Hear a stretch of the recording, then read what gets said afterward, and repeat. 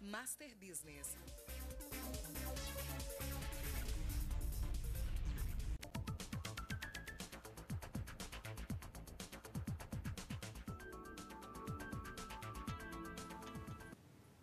Olá, bem-vindo, amigos do empreendedorismo. Um prazer estar aqui com vocês mais uma vez, trazendo uma informação útil, uma informação prática, que você possa utilizar amanhã mesmo na condução dos seus negócios ou na condução da sua carreira. Portanto, amigo, o Master Business está no ar.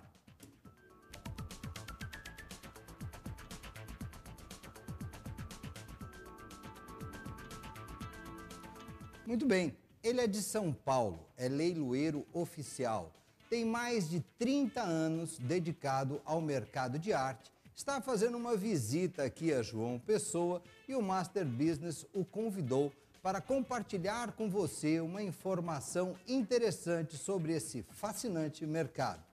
Aloysio Cravo, prazer em tê-lo no Master Business. Obrigado pelo convite, muito bom estar aqui e poder falar um pouco sobre o mundo das artes. É um prazer, nós já aguardávamos há um bom tempo essa oportunidade de poder ouvi-lo. Eu sei que você não vem com muita frequência à nossa cidade, mas dessa vez deu certo. E nós vamos procurar levar aqui para o nosso telespectador algumas informações importantes que eu sei que você conhece e conhece muito bem. A minha primeira pergunta para você, Aloysio, o mercado de arte é muito amplo. Eu gostaria de saber qual é a área especificamente de sua especialidade e como é que esse mercado se compõe? Qual é a estrutura do mercado de artes? A estrutura do mercado de arte é uma estrutura bem sólida. Quer dizer, para quem está de fora, ela é pouco perceptível. Você, na realidade, você tem o que nós chamamos do mercado primário e o mercado secundário. O mercado primário são as galerias que trabalham diretamente com artistas. São galerias que têm elencos. Então, o Marchand, o dono da galeria, seleciona artistas, contrata artistas e faz um projeto de carreira para esses artistas. São artistas que estão produzindo, portanto... São artistas que, obviamente, estão vivos, quer dizer, estão em franca produção. Você vai ter aí desde os mais jovens até os mais consagrados. Galerias especializadas em jovens artistas e galerias especializadas mais em artistas consagrados. Artistas vivos que estão produzindo. E você tem o mercado secundário. O que é o mercado secundário? O mercado secundário se divide em dois. É a revenda do mercado primário. Então você comprou uma obra numa galeria de um artista. Daqui a 15 anos você quer vender essa obra. Okay. Você não vai à galeria onde você comprou, você vai ao mercado secundário. A galeria não trabalha mais aquele quadro. Não, porque ela está trabalhando a fase atual do artista, o que o artista está produzindo hoje. Compreendo. Então você vai ao mercado secundário. O mercado secundário se divide em escritórios de arte, que aparentemente são galerias, fisicamente são iguais a galerias, só que elas não têm elenco. Entendo. Elas não trabalham com artistas. Trabalham com colecionadores que querem vender obras da sua coleção. Então, esses escritórios de arte que têm o mesmo aspecto físico de uma galeria vão produzir a venda dessa sua obra. E a segunda alternativa, que é onde eu desenvolvi a minha carreira, são os leilões. Quer dizer, eu tenho uma obra, eu levo para uma galeria, eu levo para um leilão. Dependendo do artista, dependendo da situação mercadológica desse artista, o leilão pode ser mais interessante que a galeria. Se ele é um artista mais desejado, se a obra que você tem para vender dele é uma obra mais desejada, portanto de pouca oferta, a melhor solução é o leilão. Compreendo. Porque esse tipo de obra, essas obras desejadas, procuradas, quer dizer, você consegue estabelecer, eu pela minha prática profissional, eu consigo estabelecer o preço mínimo, mas eu jamais vou conseguir estabelecer o preço máximo. Quem vai estabelecer o preço máximo é o colecionador na hora do leilão. A oferta e a procura. A oferta, a velha e boa oferta e procura. Que vai se concretizar lá. Lá no leilão, na hora do pregão. Então isso é estruturalmente, quer dizer, como é que o mercado funciona? Ele funciona dessa forma. Esses são os principais agentes do mercado de arte. Muito bom. Me parece, nessa segunda etapa que você colocou, nesse segundo momento do mercado, onde há o escritório especializado, digamos, na recolocação, na revenda e o leilão, me parece que o leilão promove mais visibilidade, alcança mais pessoas do que o escritório. Na realidade, isso é uma característica do mercado de arte internacional. a importância da venda no leilão ela é muito maior do que a da galeria, da secundária. Por quê? O leilão dá visibilidade à venda. Os grandes recordes, os grandes estouros de preço acontecem em leilão. No leilão. As grandes mudanças de patamar de preço de determinados artistas acontecem nos leilões, porque são vendas públicas. Compreendo. Quer dizer, quando um determinado artista no meu leilão entra com um mínimo de X, uma obra de um período importante dele que há muitos anos não tem uma oferta, e essa obra sai a 10x, isto muda de patamar de preço esse artista no dia seguinte. Entendo. Seria como que se ele tivesse sido lançado a uma avaliação no mercado, como uma ação na bolsa que teve uma determinada cotação, portanto, aquilo que ele produz passa a ter um espelhamento dessa cotação. Aquela fase, porque nós estamos falando de alguma coisa que ele produziu há 20 anos atrás, não estamos falando do que ele produziu agora, porque o que ele produziu agora está na galeria. Compreendo. Então, é alguma coisa que ele fez há 20 anos atrás, que é um marco na carreira dele, e que o mercado entende que vale X, já acima do que ele estaria, teoricamente, vendendo a produção de hoje na galeria. De hoje. Para não confundir muito. Quer dizer, o mercado entendeu que aquela obra daquele período é muito mais importante do que se imaginava. Compreendo. E estabelece-se um novo patamar de negociação. Quer dizer que é possível um artista jovem, ainda em produção, ter um leilão arrematado, ter um quadro arrematado em um leilão num valor diferente daqueles que os quadros atuais dele são comercializados. O jovem, não. Quer dizer, quando você fala de uma revenda, eu falo pelo menos 20 anos. Tá. O jovem, ele ainda... quando me oferecem um quadro de um artista jovem para leilão, eu falo, ainda não é a hora, porque ele ainda não é desejado. A produção dele, a demanda dele está sendo atendida pela galeria.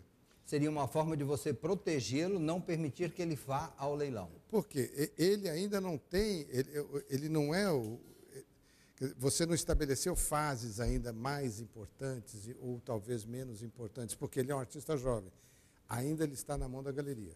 Quer dizer, quando nós falarmos sobre montagem de coleções, nós vamos falar, compra o artista jovem ou não compra, quer dizer, aí nós vamos desenvolver um outro raciocínio, que é outra análise, que é uma análise interessante também.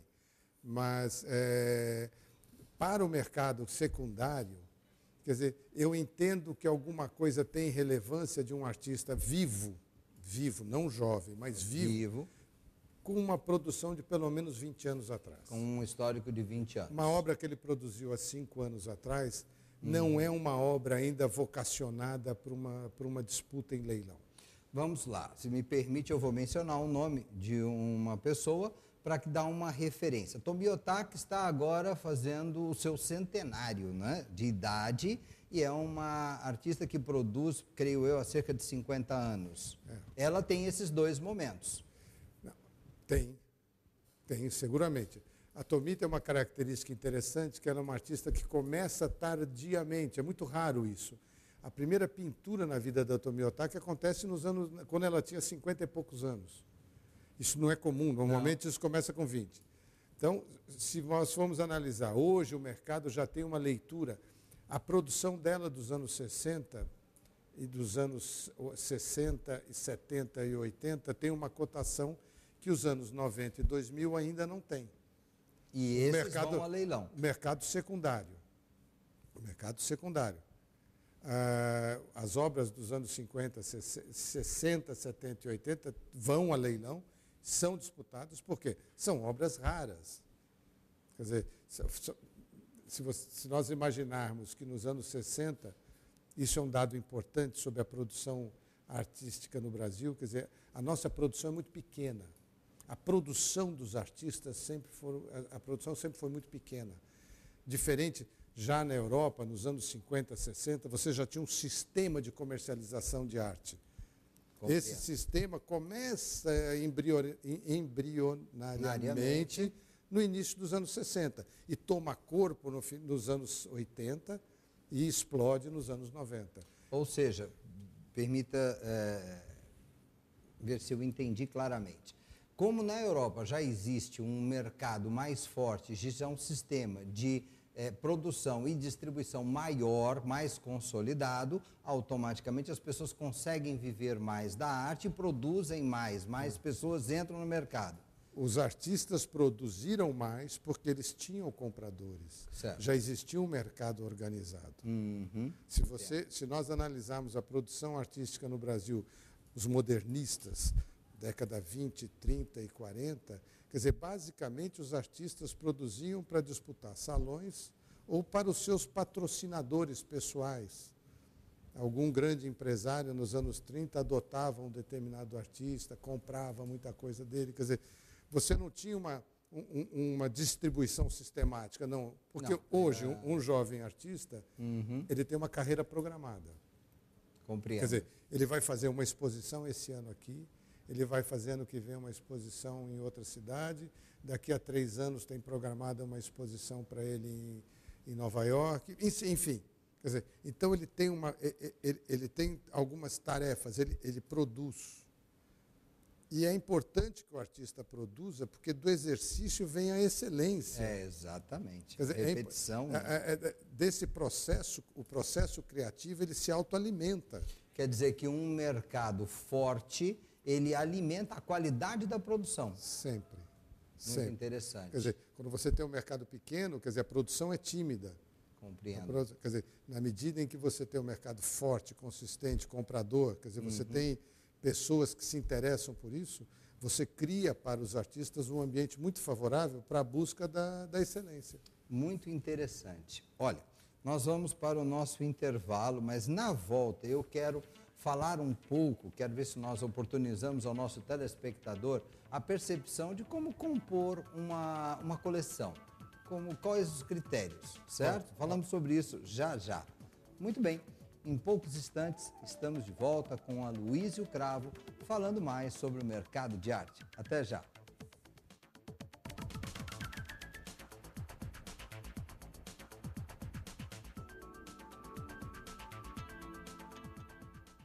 Nos 25 anos Projecta, estamos preparados. Projecta, para um futuro de mudanças que vai acontecer. De uma história de conquistas pra nós e pra você. A Projecta é uma grande família e transforma seu dia a dia num imenso sorriso. Projecta Material de Construção, aluguel de máquinas e ferramentas. 25 anos Projecta, garantia de respeito a você.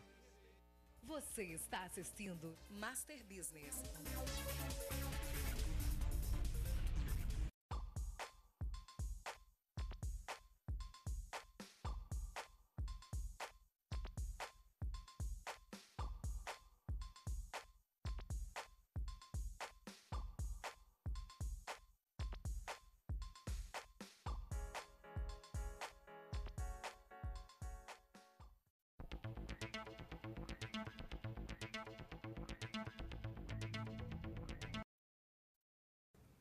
Muito bem, estamos de volta com Aloísio Cravo, aproveitando, aprendendo mais sobre o mercado de artes. E eu tinha deixado uma pergunta no ar e agora nós vamos ouvir a resposta. Aloísio, quais os critérios para compor uma coleção de quadros, de pinturas, uma coleção de arte? Quais os critérios? O critério fundamental é aquilo que te faça feliz. Tá, esse é o básico. Esse é o básico. Quer dizer, você busca a arte num momento em que você quer embelezar a sua vida e não a sua casa. Certo. Quer dizer, consequentemente, você vai criar ambientes felizes, mas na realidade você está criando um ambiente para você. Ou seja, então a primeira... eu penso em mim e não na parede. Na parede. A parede é o espaço onde você vai criar o seu ambiente, a sua poesia em volta de você, aquilo que vai te fazer feliz. Então, a primeira recomendação que eu sempre coloco para as pessoas é o seguinte: ande muito e não compre nada. Por quê? Porque esse universo é um universo muito grande, você tem várias opções. Então, você, na realidade, num primeiro passo, você precisa de identificar aquilo que te emociona, aquilo que você gosta. Aí vai vir a pergunta, mas é de qualidade o que eu estou vendo ou não? Como você resolve isso? Selecionando os lugares onde você vai olhar. Compreendo. Quer dizer, Por que eu vou na galeria A e não vou na galeria B? Porque a galeria A é uma galeria de sucesso. Tem artistas importantes, artistas renomados. Então, se eu for lá, provavelmente eu vou me identificar com algum artista que já passou por um critério de seleção, vamos dizer assim, mais rígido. Ou seja, a galeria subroga. Sempre. O mundo da arte, o comércio de obras de arte é um mundo de opinião. Não existe consenso. No meu leilão, eu seleciono aquilo que eu acho interessante. No leilão 2 quarteirões, é o que o leiloeiro que está lá, se for especializado, o que ele entende de ser bom. Então, o cliente, na realidade, quer dizer, o comprador, é que vai fazer essa depuração, aonde ele se identifica. Quer dizer, aonde eu me identifico? Pô, eu gosto do pensamento daquele Marchand, aquela galeria tem os 2 artistas que eu gosto, aquela outra tem um, aquela outra eu não achei nada interessante. Quer dizer, então, o primeiro passo é você ter uma ideia do que está acontecendo. Então, por essa ordem de ideias, o catálogo do leilão é uma ferramenta fundamental para você, inclusive, selecionar a que leilão você vai. Sim. Em princípio, você deve ir a todos, para, inclusive, estabelecer as diferenças, para você ter uma noção aonde você vai se identificar, com que discurso você vai se identificar, porque cada galeria tem um discurso, é um pensamento. Quando você chega numa galeria e fala, e esse artista, por que ele está aqui? Você vai ouvir uma justificativa. Eu gosto desse artista por isso, a carreira dele é essa, ele tem um pensamento assim, o assunto dele é assim. Quer dizer, você não pode perder a oportunidade de ouvir os agentes. Os agentes estão interessados em falar. Então, ande muito, escute muito, e ao longo do tempo vá fazendo a sua seleção. Não caia naquela situação que não, eu vou comprar porque o meu amigo falou que é um bom negócio. Não faça isso. Porque aquilo é um bom negócio para o seu amigo. Compreendo. Um quadro que você não gosta, uma pintura que você não gosta na sua casa, é como se tivesse um estranho dentro da sua sala. Quer dizer, tudo aquilo tem que falar com você. Tem que dizer alguma coisa para você. E eu penso, como eu te disse, esse é um mundo de opiniões. E o meu pensamento é esse. Olhe muito, compre menos, afine o seu gosto, para aí sim você começar a exercer algumas opções. Não, eu quero esse artista, eu gostei, já vi 2 exposições dele, me interessa o assunto desse artista. Quer dizer, alguém que pense em se aproximar do mercado de artes, ele não deve pensar, preciso começar a comprar. Não. Eu preciso começar a andar e a ouvir. Não compre o que você gostou no primeiro dia. O risco de depois de 6 meses você olhar e falar, mas não tem nada a ver comigo isso. É muito grande. E é muito ruim, né? Não. Você está convivendo com uma coisa na sua casa que você não gosta. Ande, veja, e se depois de 6 meses você fala, não, mas eu continuo gostando daquele que eu vi lá atrás, você volta e compra aquele artista. Mas você deu uma chance a você de depurar o seu olhar. Eu brinco, tem uma expressão que eu gosto muito, que o cidadão vira para o caipira e fala assim, por que você está olhando? Ele falou, não, estou dando de pastar os olhos. Quer dizer, então dar de pastar os olhos, olhar prestar atenção nas coisas. E ao longo do tempo, naturalmente, você começa a formar opiniões. Muito interessante. Eu queria também ouvir um pouco você sobre como está contextualizada a arte contemporânea brasileira no mercado mundial hoje. Isso é uma observação muito interessante, isso. Quer dizer, o Brasil é um país atípico, porque nós estamos na América Latina e não somos latinos. É verdade. Nós somos colonizados por europeus e não somos europeus. Então, esse caldo cultural que formou a identidade brasileira, que até para nós, os sociólogos, os grandes sociólogos, nem eles conseguem identificar mesmo isso, tem um efeito muito grande, óbvio, na nossa literatura, no nosso cinema e nas nossas artes plásticas. Então, são fatores que surpreendem o mundo, justamente as peculiaridades da nossa produção. Nós temos uma produção contemporânea de altíssima qualidade, que tem um diálogo muito forte com o que se produz no planeta. Efetivamente, não existe mais uma ilha. É um mercado só. É um mercado só. A nossa produção contemporânea é altamente conectada com o mundo, mas ela tem um sabor que é brasileiro. Único. Único. Nosso. Por quê? Não é latino, não é europeu. Quer dizer, quem é esse bicho brasileiro? Quer dizer, como é que esse assunto é desenvolvido? Como é que esse artista...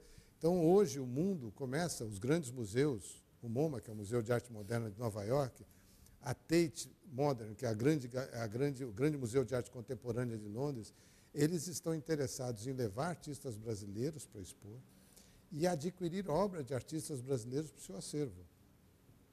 Quer dizer, isso são indicadores muito importantes. Até 20 anos atrás, nós vivíamos numa ilha, o Brasil estava ilhado. O mundo não olhava para nós. Não nos conhecia. Não nos conhecia, não nos identificava. Com esse, obviamente que tudo está atrelado a questões econômicas. Sem dúvida. Sem dúvida. Lógico. Quer dizer, esses últimos anos em que nós pudemos apresentar um país mais consistente economicamente, aí para-se para observar tudo. O que é que está acontecendo O que ali? está acontecendo lá? E nessa passada de olhar, começa a se descobrir artistas, movimentos. O nosso movimento concreto, que ele nasce nos anos 50, 60, surpreende o mundo. O movimento concreto é um movimento muito europeu, muito seco, muito rígido. E o nosso movimento concreto, ele é seco, ele é rígido, mas tem cor. Aí todo mundo toma um susto. Mas como botaram cor no movimento concreto, que é sem cor? Isso é Brasil. Tá. Então, essa é a E surpresa. é isso que surpreende e os faz desejar aquilo que se faz por aqui, ou pelo menos começar a gostar de ver. Para gostar, você tem que olhar. Não é? Você nunca vai gostar de alguma coisa que Sim, você nunca olhou. viu, né? Não tem jeito. Não tem jeito. Então, o primeiro passo é o sabor do olhar. Mas, como você diz, Nova York e Londres já estão querendo levar, já estão expondo lá, talvez até para observar a reação, para entender melhor a reação do público de lá com o nosso trabalho daqui. Os curadores dos museus, que são os homens que fazem essas seleções, quer dizer, enfim, eles entendem o museu como um espaço extremamente democrático, que tudo que é de qualidade tem que estar lá. O museu não está muito preocupado com o público. Posso estar falando uma coisa assim até um pouco violenta, mas não é. O museu está preocupado com a qualidade. É o registro histórico. Porque ele trabalha com a história, ele não trabalha com o momento nem com a moda. Claro. Quer dizer, se o conselho do MoMA, que eles têm um conselho para a Latinoamérica, se o conselho do MoMA entende que ter um Volpi na coleção é importante, não interessa se o público vai parar na frente do Volpi ou não. Aquele quadro, aquela obra é importante para fazer parte da coleção do museu, porque o museu está documentando a história. Independente do público ter percebido, sentido isso ou não, mas é um fato.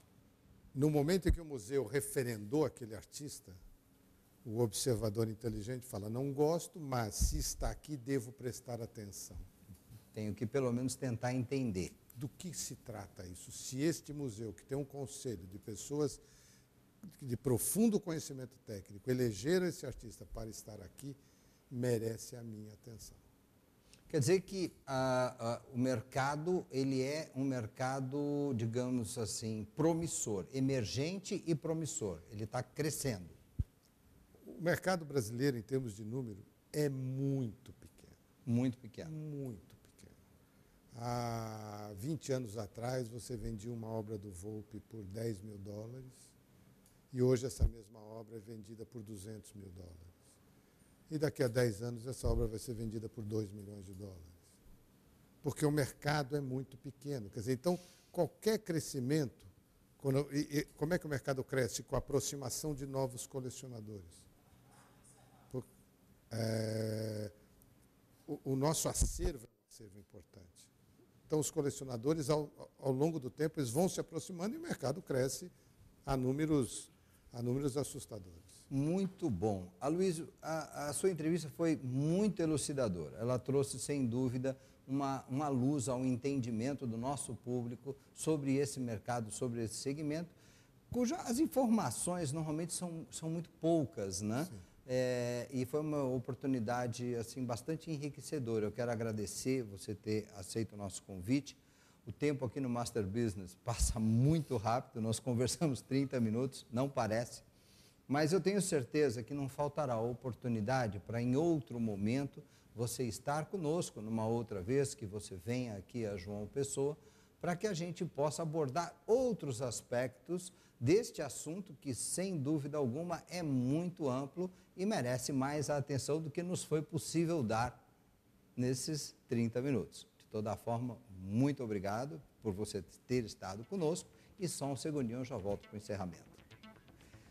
Muito bem, então, aí está você que aprecia, você que é ligado ao mundo do empreendedorismo e que aprecia a arte, você teve a oportunidade de ter uma visão mais abrangente sobre esse fascinante mercado. Antes de nós encerrarmos, eu quero falar com você sobre a qualificação Líder Coach. A qualificação Líder Coach, você sabe, é aquela que prepara o líder para formar equipes de alto desempenho. Esse líder conhece, aprende a lidar com ferramentas extremamente eficientes de comunicação, ele consegue despertar e ampliar o nível de excelência que as pessoas que respondem a ele têm. E você pode participar dessa qualificação aqui mesmo em João Pessoa. O contato, o número está aí na tela, 2106-6073. Nós já estamos fazendo as matrículas para a turma de março, ok? Muito bem. Então, só nos resta agora agradecer o carinho da sua audiência, renovar aqui com você o nosso compromisso de trazer pessoas inteligentes, como o Aloysio Cravo, que esteve aqui conosco hoje no Master Business. Até o nosso próximo encontro. Tudo de bom. Até lá. Tchau.